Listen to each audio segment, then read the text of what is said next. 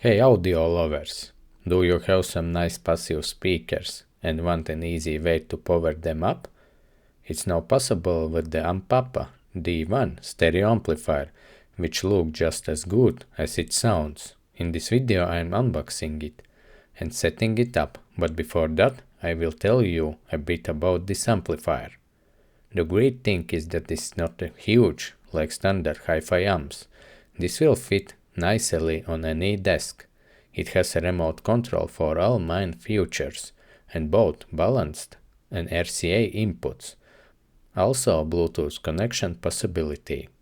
The amp also features good quality speaker wire terminals for simple cables or high-grade banana plugs. One of the coolest features here is the adjustable high-pass filter on the back. By cutting the low frequencies to the main speakers. It's very nice that this amp has this sub-out, giving you the possibility to easily create a powerful 2.1 home audio system. About how the amp looks, I think any discussion is needless. It simply grabs your attention.